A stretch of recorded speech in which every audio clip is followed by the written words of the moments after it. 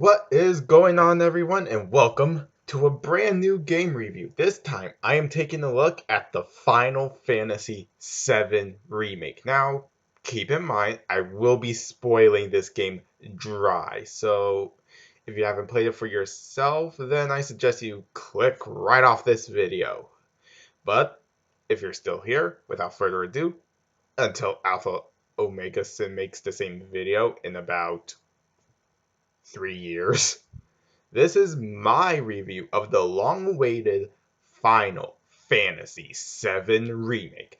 Let's get right into it. Final Fantasy VII Remake is an action RPG developed and published by Square Enix, released for the PlayStation 4 on April 10th of this year. This is actually the first part in a planned series of games to remake the original 1997 game of the same name. Now, Remake was actually announced around 5 years ago, following years of speculation. Many of the original staff members returned to make this beauty of the game. We have character designer Tetsuya Nomura as director, lead, the as well as the lead character designer. We also have director, and I'm probably gonna butcher this name, Yoshinori Kitase. Probably butchered the fuck out of that. Anyway, scenario writer Kazushige no- Nojima. I am probably mispronouncing so many of these names. The event planner Motomu Toriyama, who is also returning as the co-director. But let's not forget about the legendary composer himself, the composer of the most infamous final boss theme, Nobu Uematsu. Oh, okay, I'm just gonna say it right now. The soundtrack is, it's spectacular. It is bombastic. It also feels very orchestral, especially in the final boss fight, as well as badass. Anyways, the staff decided to redesign the characters, not by much to be honest, to balance the realism of most modern AAA games and stylization. Upon release, the game was well received for its graphics, gameplay, and narrative, music, and faithfulness to the original. Now, notice how I put air quotes when I said faithfulness. But in order for me to explain this, we're gonna have to go over that plot. And trust me, it is a long one. So, from the top. So, FF7R starts off like the original with the famous Mako Reactor 1 attack. It's here we are introduced to full-on voice acting. We have Cody Christian as Cloud Strife, John, Eric, and Bentley. For some reason, I'm looking over my script, and I swear to God, I definitely pressed B in this script. John Eric Bentley as Barrett Wallace, Erica Limbeck as Jesse, Gideon Emery as Biggs, and Matt L. Jones as Wedge. Now, right away, I love the voice that Cody gave to Cloud. He gave Cloud this sarcastic, bored, almost asshole-like voice that I simply cannot get enough of, and I love it. Anyways, we blow up Mako Reactor 1, and we are then introduced to the coolest fucking villain in video game history, the Resident Edge god of the Final Fantasy universe, Mr. One-Winged Angel himself, everyone, Sephiroth, voiced by Tyler Hoechlin. I probably mispronounced this guy's last name. I am sorry. And we are introduced to Aerith, yeah, not Eris, like in the original English translation.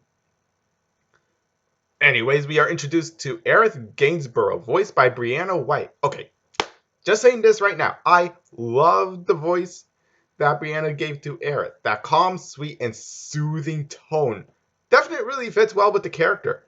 Just like how that deep, calm, monotone voice Tyler gave Sephiroth which gives the character that threatening atmosphere. Anyways, back to that plot.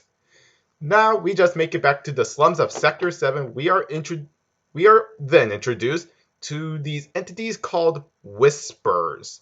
Get used to seeing them throughout the game. They always reappear at oftentimes pivotal points in the game. Now, Cloud is then recruited for another reactor bombing, which goes horribly wrong, separating Cloud from Barrett and Tifa Lockhart, who is voiced by Britt Baron. We then meet back up with Aerith, but this time we are thrown into a boss fight against Rena, voiced by Arnie Pantoja. Again, probably mispronouncing all of these names incorrectly. And this fight is much like trying to fight Virgil in Devil May Cry 3 and 5, where you have to block or dodge the attacks. You just can't go buck wild and hack and slash your way to victory. You actually have to block. And trust me, when I first played against this boss fight for myself, I tried hacking and slashing my way to victory.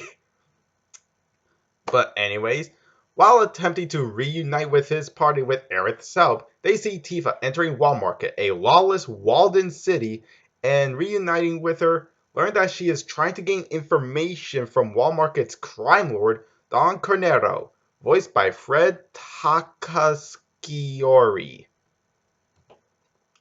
Cornero then reveals that Shinra's plan is to collapse a piece of the play home to Midgar's upper class onto the slums of Sector 7 to retaliate for Avalanche's destruction of the Mako reactors.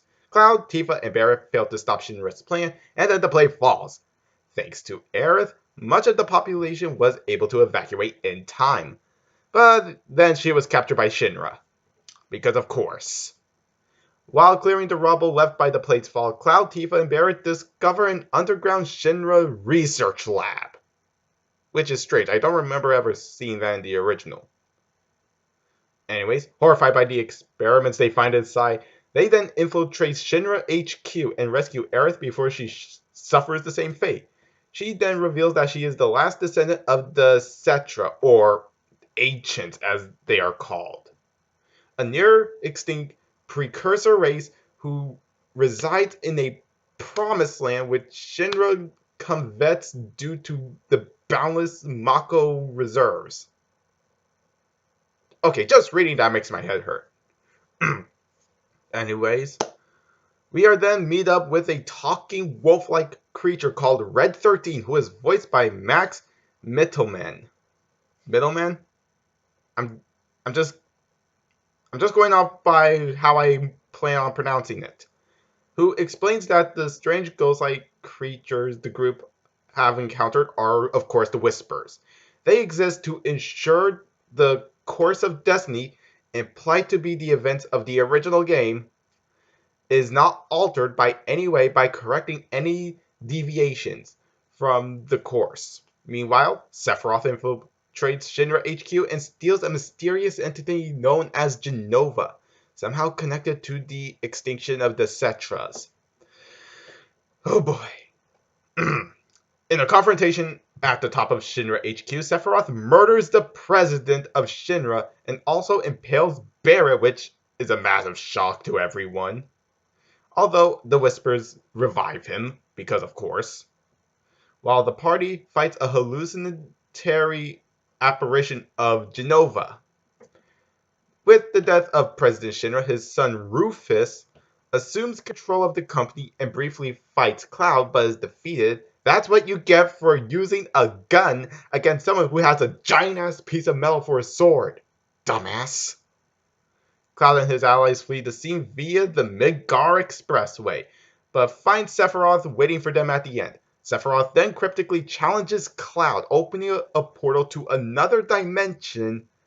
Aerith then somehow alters the portal, stating that they will change destiny itself if they continue. Of course, the group enters the portal and battles the Whisper Harbinger, an entity formed by an amalgamate of whispers. While this happens in what seems like to be some sort of alternate timeline engulfed by whispers, soldier Zach Fair, who is voiced by Caleb Pierce, and yes, as in possibly the same one from Crisis Core on PSP, fights an army of Shinra troops determined to kill both him and Cloud.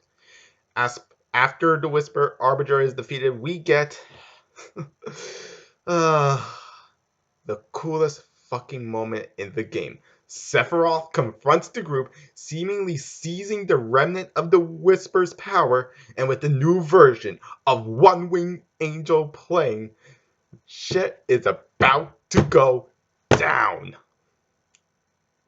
Together, the party overwhelms him, but as Cloud seems poised to finish him, I hope I'm pronouncing this word right, Poised,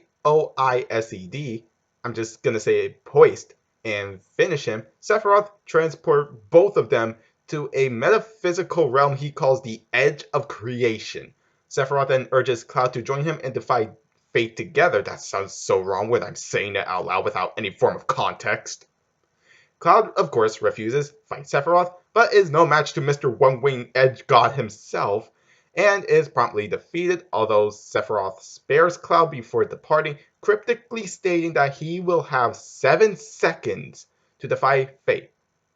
Okay, seriously, what is this 7 seconds? What is this ring? Is this Final Fantasy VII crossed over with the ring? Whatever.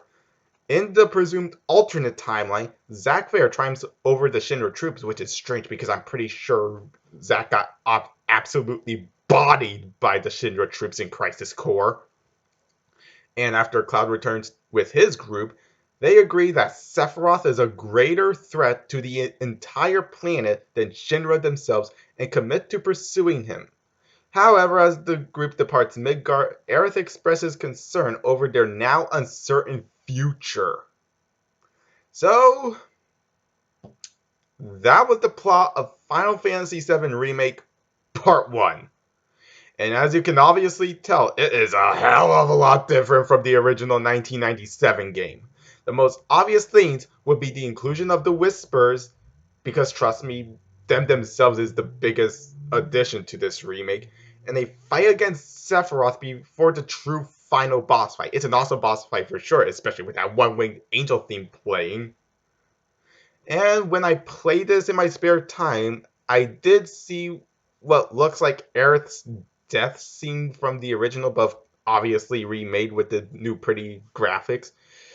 But yeah, story, pretty great. The voice acting is spectacular. Of course, Cloud's and Sephiroth's in terms of male voice acting, I love.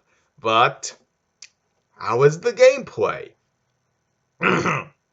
Gameplay of Final Fantasy VII Remake is much like Final Fantasy XV, with action hack-and-slash RPG gameplay with exploration and battle taking place in real time. FF7R features an altered active time battle, or ATB system for short, from the original game, which does fill up slowly until you start attacking, which then fills up much more faster. Now, each character has a unique triangle button move. For Cloud, we have Punisher mode, which basically means we dish out stronger attacks. Barra has Charge, which when full is now Overcharge. Aerith, we have Tempest, which is a range attack, like Overcharge. And finally, we have Tifa, whose triangle attack is a Shoryuken-like uppercut. Now, of course, we also have the limit breaks. Now, since this is only part 1, we unfortunately cannot see Omni Slash, which sucks massive balls. So, overall, the gameplay of FF7 Remake gets a pass. Now, time for that presentation. Now, the presentation of the game honestly looks like a highly modernized version of the 2005/2006/2009 CGI film Final Fantasy VII Advent Children. The game doesn't use any phantom custom-made game engine like Capcom's RE engine. No. FF7 Remake uses, of all engines, the Unreal Engine 4.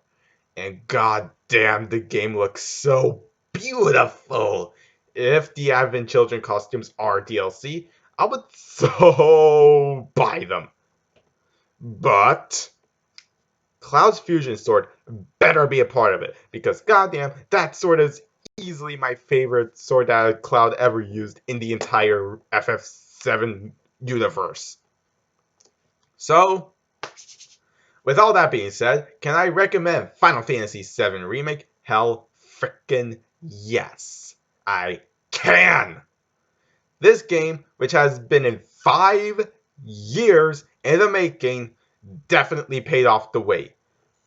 From the unique story, characters, gameplay, VA, and the freaking amazing soundtrack, I am giving Final Fantasy VII Remake a perfect score with a 10 out of 10. Now, I want to hear from you all. Have you played Final Fantasy VII Remake, and could you possibly recommend it to a friend who has a PS4?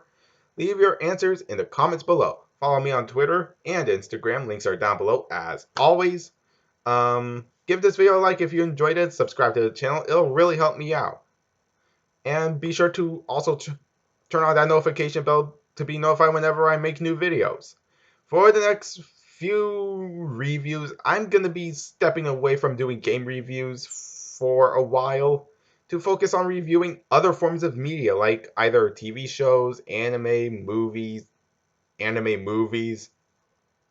stuff like that. I've been Horror Kid, and I will see you all in the next video. Bye bye, and take care, everyone.